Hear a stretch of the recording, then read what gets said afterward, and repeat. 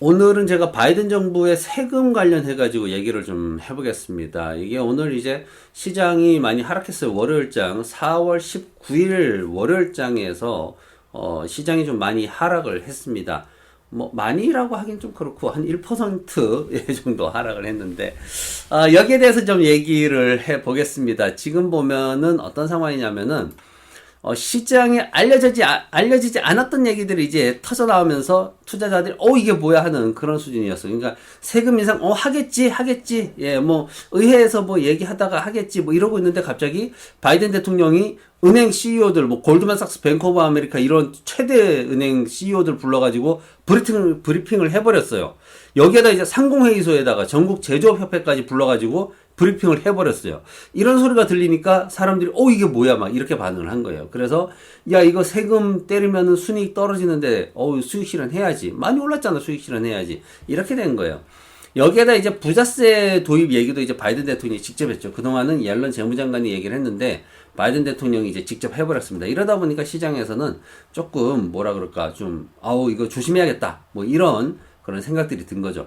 아무튼 지금 보면은 중요한 게 뭐냐면은 이게 뭐 세금을 인상한다 안 한다 뭐 기업 수익이 준다 안 준다 이게 중요한 게 아니에요. 여러분들이 포커스를 잘못 맞추고 있는데 세금 인상하면은 기업 실적 주니까 주가 떨어진다 이 개념으로 접근하면 안 돼요.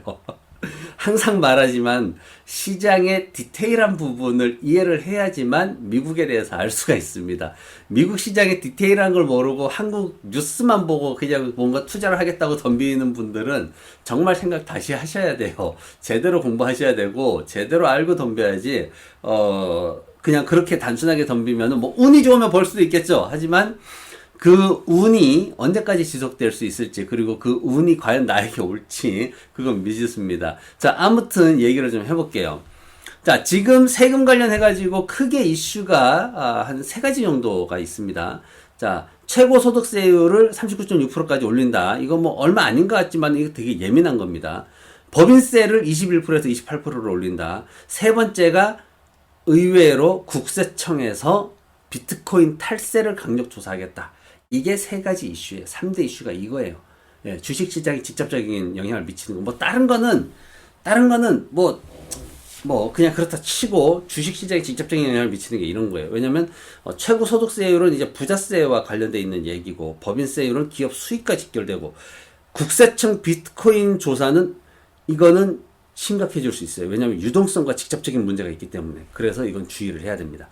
자, 아무튼 30년 만에 포괄적인 증세가 현실화되고 있는 그런 상황인데 뭐 최근 사례를 보면은 오바마 대통령이 부자세를 인상한 게 있어요. 그 당시에 부자세 인상하면서 그럼 그게 어떻게 됐느냐?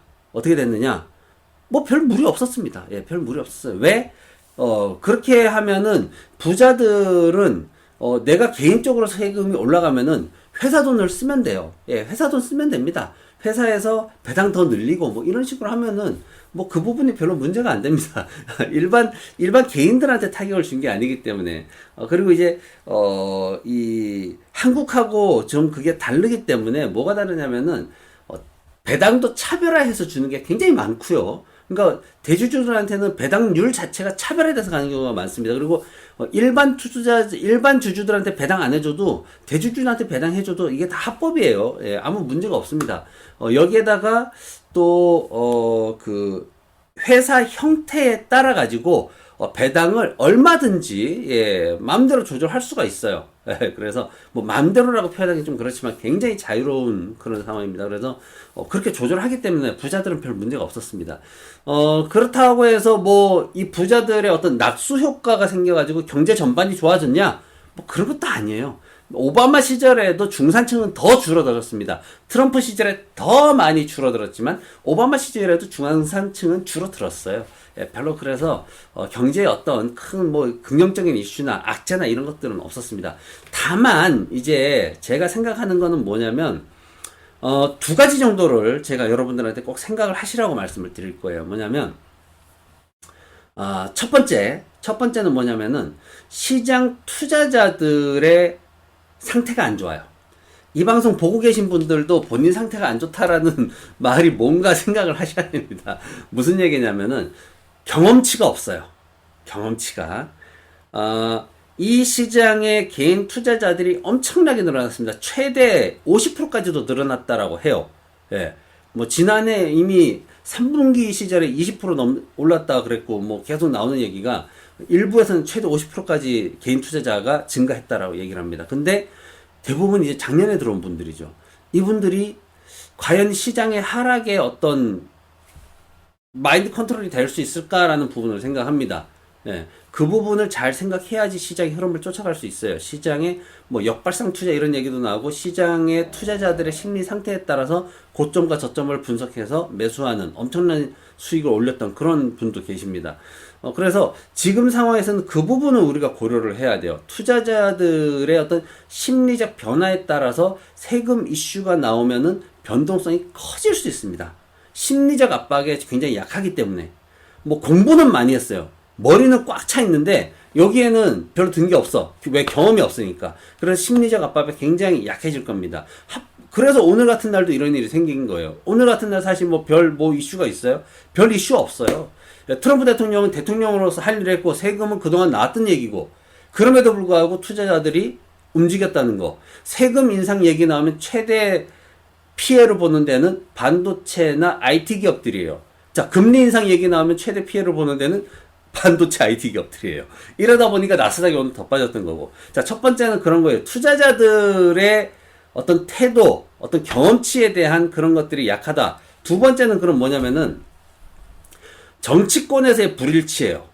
이제 입법 싸움에 들어간단 말이에요. 공화당은 이미 반대한다고 얘기를 했어요. 예? 여기에 부자세 그거 더 반대한다고 얘기했어요. 근데 민주당 내부에서도 뉴욕을 중심으로 해가지고 대규모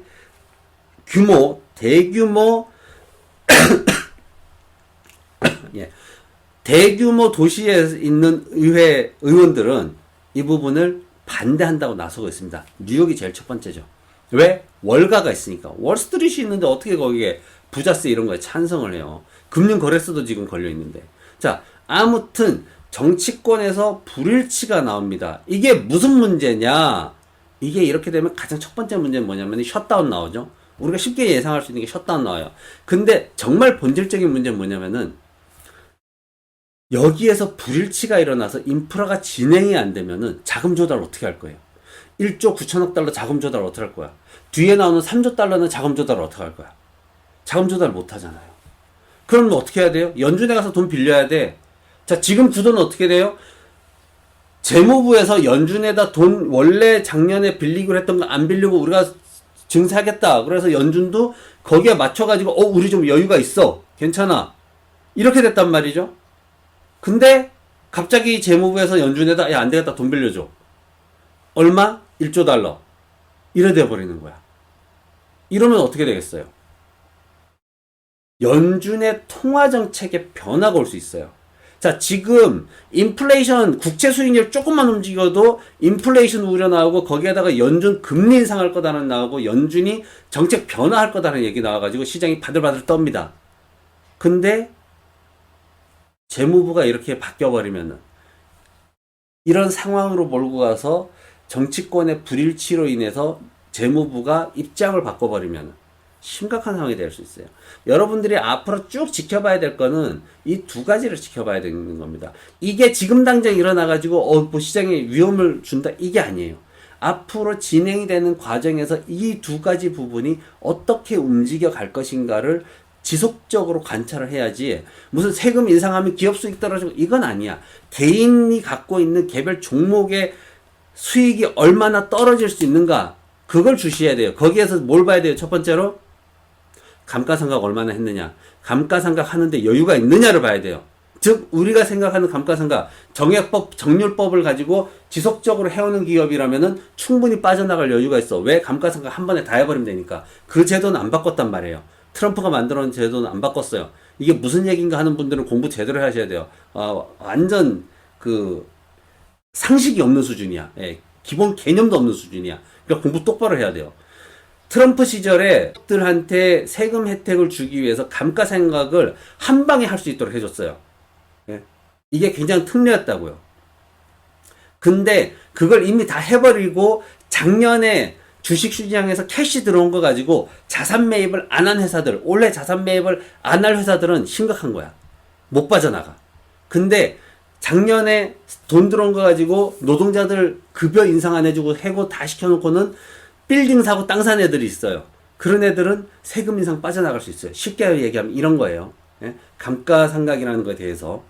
그러니까 그런 부분들을 잘 봐야 되는 거예요. 그런 게 없다 그러면은 그 회사는 직접적인 타격이 굉장히 클 겁니다.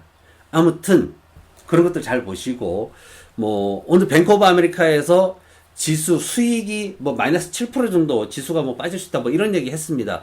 개인 종목별로는 이 정도면 보통 마이너스 15% 정도 빠져요.